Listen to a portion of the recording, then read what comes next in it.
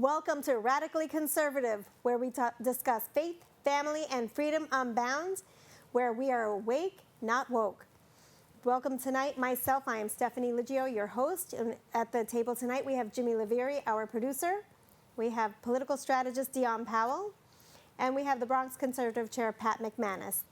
So tonight we're going to talk about a recap of the election that happened right here in New York City on November 4th, 2025. So that was the mayoral election. And down ballot, we had comptroller, public advocate, borough president, we had district attorneys, and then we had city council members. So we're going to talk about that tonight.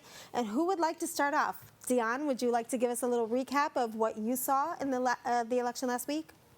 Well, it was very surprising in the sense that so many people down ballot got smoked, as they say. There was no surprise that Mamdani won. We all knew that he won in June. And unfortunately, Curtis Lewa didn't pull out the way that the noise that he was making online would, show. So that's what I think. Okay. Pat, what do you think? I agree with Dion. The numbers speak for themselves. I'm looking at them. I printed up. It does not print a good picture for the future of New York City. Do you want to expand on what you mean by not a pretty picture for New York City? The numbers, not only on the top of the ballot, down ballot, are showing a shift towards socialism and leftism. I'm astounded. I was looking through the numbers last night and this morning, and most of the progressive Democrats have actually widened their margin of victory. And I find that very troubling and puzzling, quite honestly. Voter turnout was still below 50%, correct? Yes, it was about 25. It was the highest turnout in 56 years, I believe, for a municipal election, but it was still somewhere in the neighborhood of 25% of actual New York City residents. We have about 8 million in the city, and about 2.2 voted, I believe, was the rough number. The numbers still are not fully counted. So there's still more people staying home than coming out to vote, Absolutely. which is probably a more important story than Mamdani actually winning. Absolutely, absolutely. People need to come out and participate. It's a major issue. Okay. This was a great improvement, and this is something that we as conservatives and right-leaning people, we have been saying more people need to get out. This time we had success in that. We definitely had success in drawing many more people out to vote. However, being New York City, we're outnumbered approximately 8-1 citywide. In different areas of the city, it's higher. The Bronx, I believe, is 10-1. So there is a danger in drawing out that bigger vote. As the underdog, you need to get your people out more than they get their people out. Right. Always a challenge. Jimmy, what did you see this election cycle?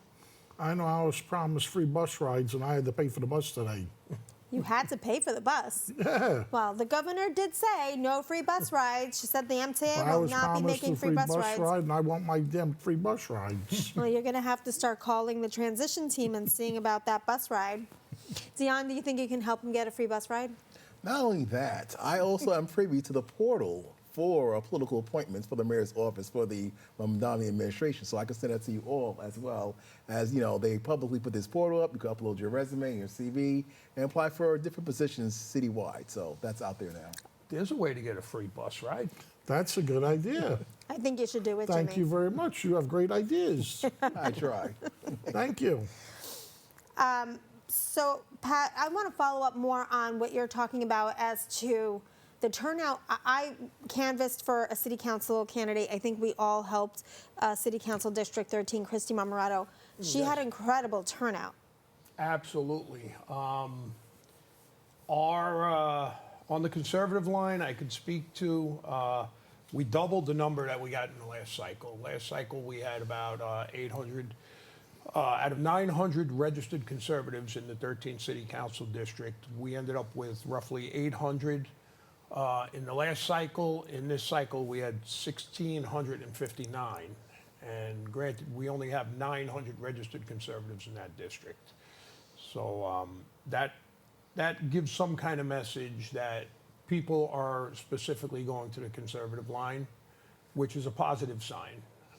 Do you think that was Democrats who wanted to vote for Christie? Because I did hear that a lot in the district. I'm a Democrat, but Christie's doing great work for us. I want to support her. I'm coming out to vote for her. Do you think they chose the conservative line? I absolutely believe that, because there's still many Democrats that just cannot bring themselves to vote on the Republican line. Oh, yes, I experienced that as a candidate. And, Never voting Republican. So I think being on the Conservative Party gives that middle ground. Right. As I say all the time, I see the Conservative Party as more of a middle ground party than either the Democrats or the Republicans. Plus, it's not a major political party in New York, so you're talking about feeling like maybe I have a place there because it isn't. They don't talk about it in the news so negatively. Right, right. Well, we don't get talked about in the news at all. Many Oh, people are Dion, very you gotta change surprised to that. find out there actually is a Conservative Party, a recognized Conservative Party in New York State. And it's fun, though, now, Dion, watching a lot of the conservative and international coverage of our mayor race that really doesn't happen because New York is considered a deep blue state. And I wrote a paper about this last year. Big Apple Gazette actually published it. Just looking at the color coding of politics and how it's a red or a blue state, or is it a red or a blue district? Oh, don't run anybody there because it's deep blue, you'll never win. I knocked on doors. People had conversations with me in my deep blue district. Are we shutting out opportunity by not approaching people in deep blue districts? Absolutely correct. And that's why people vote for our party over the other parties, because not only do Democrats vote conservative, Republicans vote conservative, and independents as their protest vote and as their third option. So we're getting all these people that feel disenfranchised by the big two pouring into our party line, and plus doing a lot of small things like having an office open in Morris Park, going door to door, canvassing, educating people about question 14 on the voter registration form about there are 4 political parties. It's okay to leave, and here's how. Those go a long way and follow the same Democrat progressive methodologies in order to do proper outreach. So far, the second party, we know who they are. They're horrible at engaging people. It's like they feel entitled that people should vote for them because it's the right thing to do, and that's why they come up losing over and over again, in my opinion.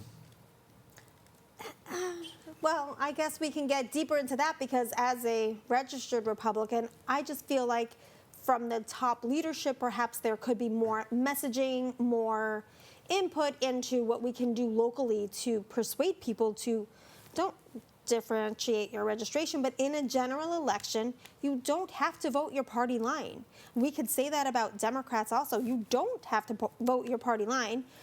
And some people did vote. I mean, Eric Adams was on an independent line. He got 6,500 votes after dropping out of the race. So people were seeking out other candidates on other lines, so it wasn't just a straight ballot for many people. Some people can argue this was like the Democratic primary round 2, like these boxing gloves, where it was Cuomo versus Mamdani. Because if you remember, as soon as Cuomo lost the primary in June, it was a period of uncertainty where people, like in my professional realm, was like, wow, we got to choose between this guy, a Republican, and this guy, a socialist. What do we do? And there's a lot of panic. And then all of a sudden you saw progressively, pun intended, Cuomo was propped up there for a round 2 with Mamdani, and so it kept going. And then also the Republicans that defected from Curtis to Cuomo and all those other publicly displayed deals playing out. Then the president himself got involved. So that's why I think that was a powder keg of explosion of votes and fear and feelings. Let's pull up ballot 1. I want to show you this image from the booklet that everyone got this booklet pretty much in the mail, the voter guide.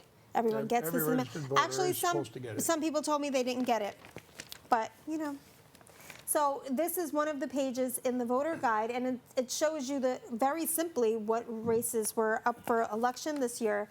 But it doesn't show you the actual ballot, what it's going to look like. Do you think and this year the ballots weren't held up the way they were last year in the voting locations? Do you think that affects people when they try to find a candidate that they're looking for when the booklet itself doesn't have a full ballot, Jimmy? Yes, absolutely makes a big difference. What would you like to see? Because books are published, I think, well before they get mailed out October 1st. So what do you think we can do to change that, or what can we do with the Board of Elections to ask them to change this booklet in the future? We'll have the whole sheet, not only a piece of it. Right. All the way down it has to be. Right.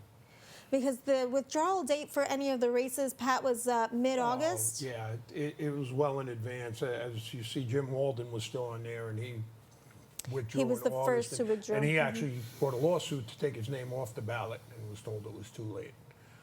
But to your other point, the issue with publishing a ballot, each district has a different ballot because you have Correct. different council members. So, you know, in the Bronx alone, you would have to have 8 different sample ballots. So that's why I understand why that could be very difficult for the Board of Elections to do and costly to the taxpayers, because these books are sent out, as biased as they are published with taxpayer money. Okay. But to your point, I didn't even realize, but you're absolutely right. They did not have ballots hanging at every station No, this they year. didn't. No, they And didn't. I did not even, I got to tell you, I'm remiss on that. I went to several ballot sites, voting sites, on election day and during early voting, and they never did have it displayed as they did in the past. Right. All right, we're going to PSA.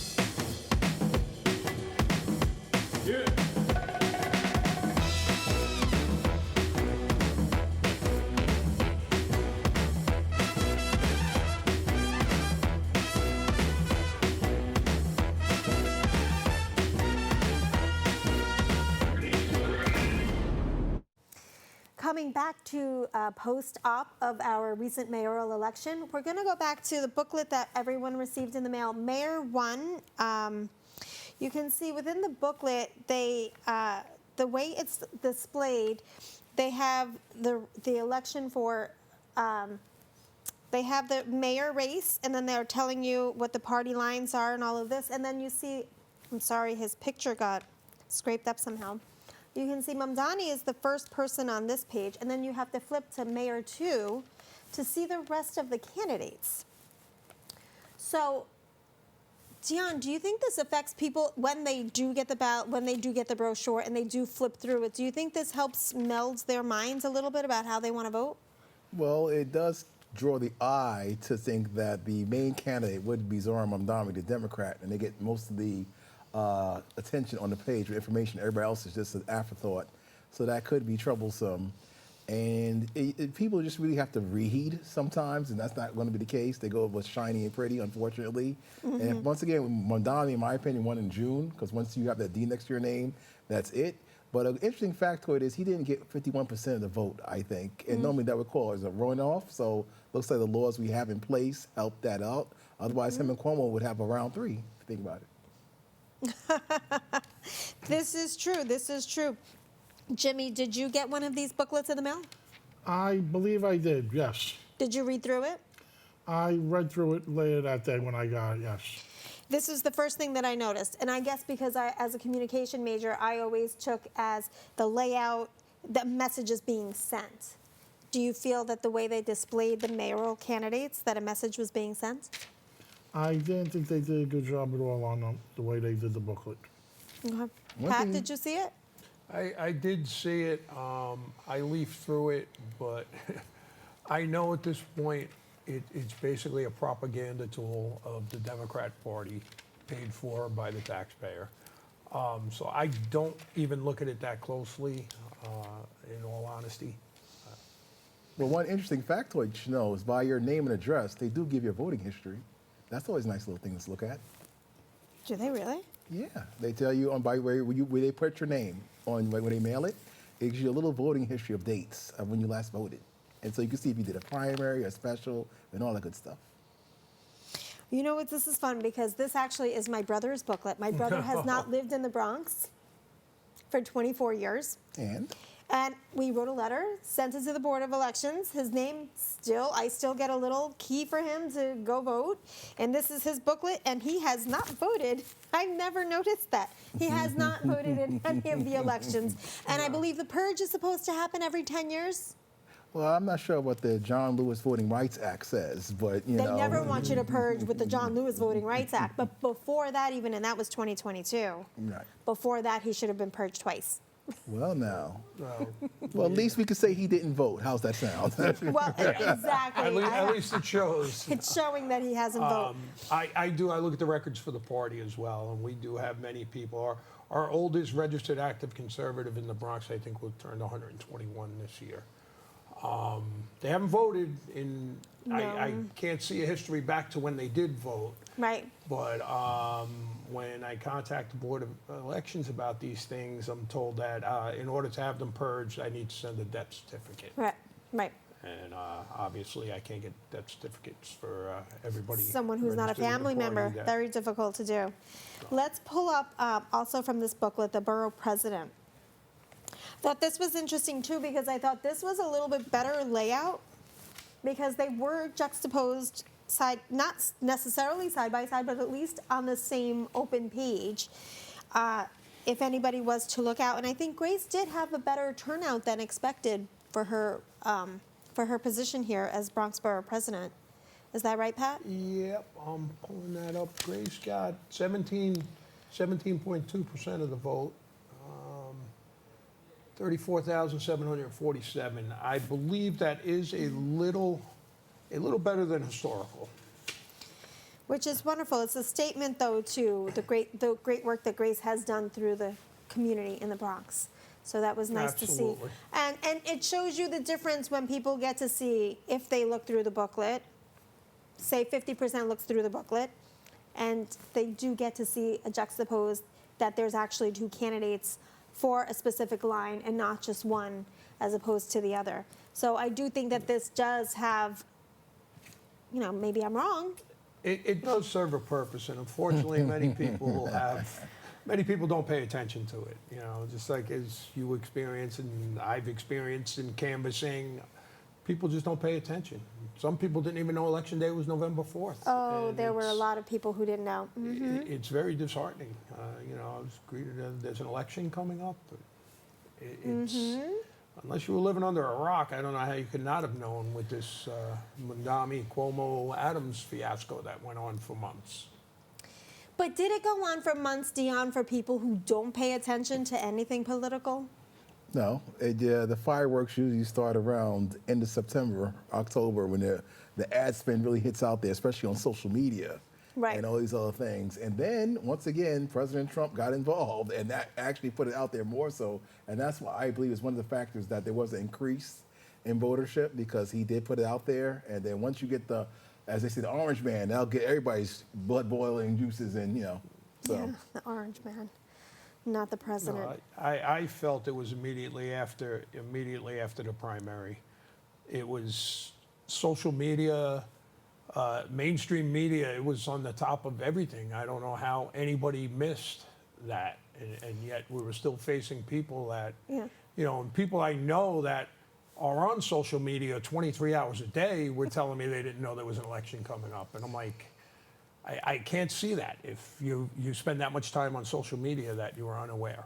They just check reels that are not political. And there's a way to do it. There is a way to turn off any kind of stuff that you don't want to see. And a lot of people just don't want to pay attention to it. I had a conversation with a young man.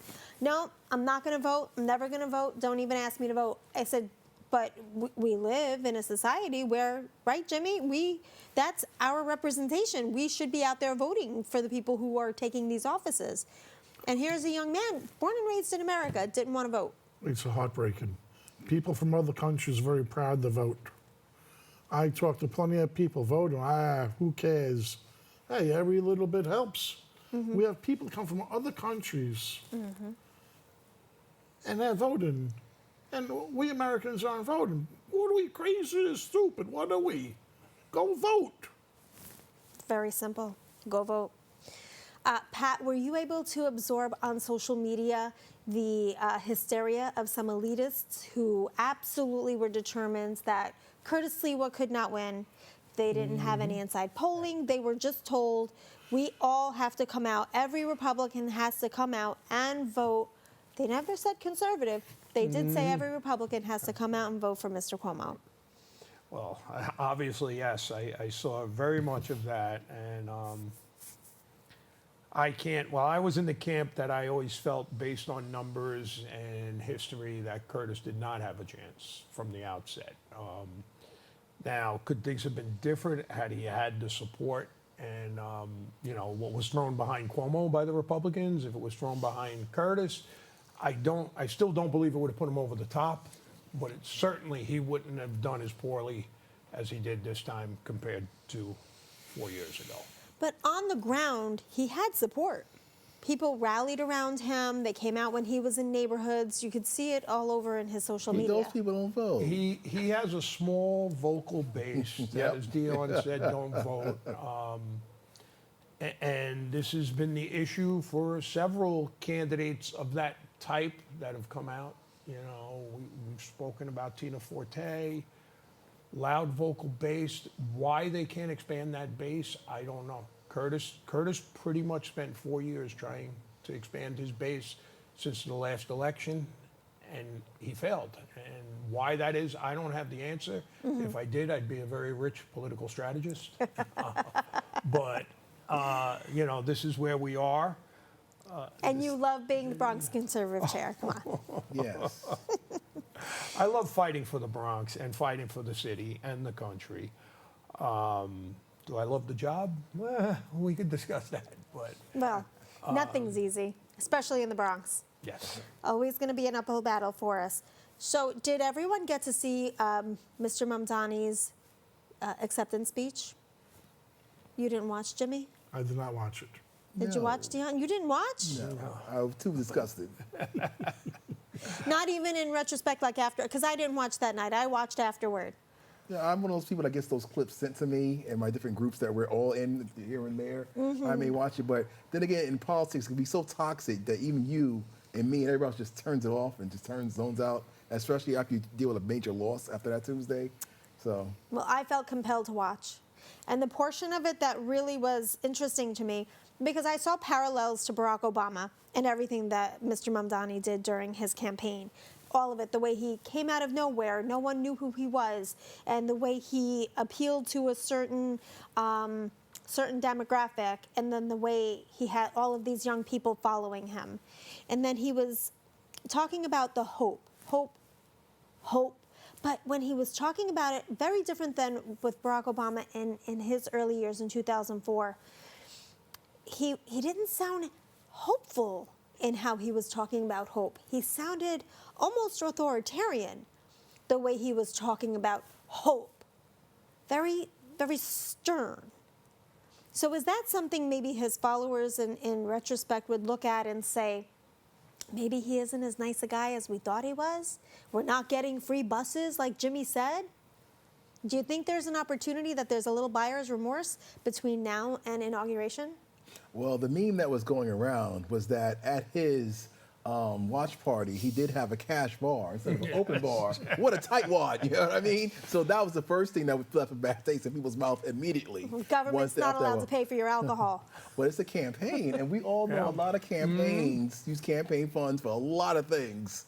And, you know, some people would say the president got his counts from a campaign violation, but that's just my opinion. But yes, he has to be a fighter against the president. So he has to be forceful and stern. That's the leader they want to rise to the surface, these socialist progressives. And I'm happy because what's coming out of this is more primaries in the Democratic primary for party, making it more democratic. So right now, what you would call it, Minority Leader Hakeem Jeffries is going to be primary from someone that Mamdani told not to primary him. And so this will be a good thing of inspiration, but we'll see what happens with the fallout. And what other loyal Democrats that are currently serving for positions throughout New York City do you think will be primaried? I heard Richie Torres may be primaried. Yes, my former employer, Michael Blake, is going to be primarying him for Congress. There's some other people primarying him as well that's coming out of the DSA camp. So the DSA and those guys, they have special programs in which they, I don't want to say groom, but create more candidates, and they solicitate them on internet right now and give a social media post. Hey, think about running for office? You should run for office. Sign up with us. So we'll see. So I think we need to really explain to our audience who DSA is and why they're so dangerous for us. The Democratic Socialists of America is an entity on itself in which they train and program candidates to run from different districts with the socialist ideology, and they have a very good campaigning training mechanism to get them to run for office and back them with lots of money. So they have to go through their workshops, their retreats, and things of that nature, and do the whole Democratic Socialist agenda. So Mamdani comes out as school of thought and that kind of support. Very interesting. Were you aware, Jimmy, that something like this was going on? Not to this extent. And what does it make you want to do? It frustrates me. It's very sad. So what do we have to do on our side? What's the answer? You know, these guys have like George Soros and all these rich guys throwing money at the Democrats to do all this. It's very expensive. It's a lot of work. All these Democrats are getting paid for all this stuff. You know? But do you think just having, let's say, a billionaire come in to the Conservative and Republican parties and say, hey, bring us some candidates, we're going to get them groomed, you say programs, I'll say groomed, ready to run for office, do you think like that'll make a program. difference? I'm sure Like it the would. Manchurian candidate. When your voting base, as Pat said, is voting for more of the extreme progressive, grooming more people on our Republican conservative side, you think will make a difference? It has to be it's better than what's happening now. All right. Well, I thank our panel for joining us this evening, and thank you all for tuning in. We'll see you next time right here at Radically Conservative, where we talk about faith, family, and freedom unbound. Thank you.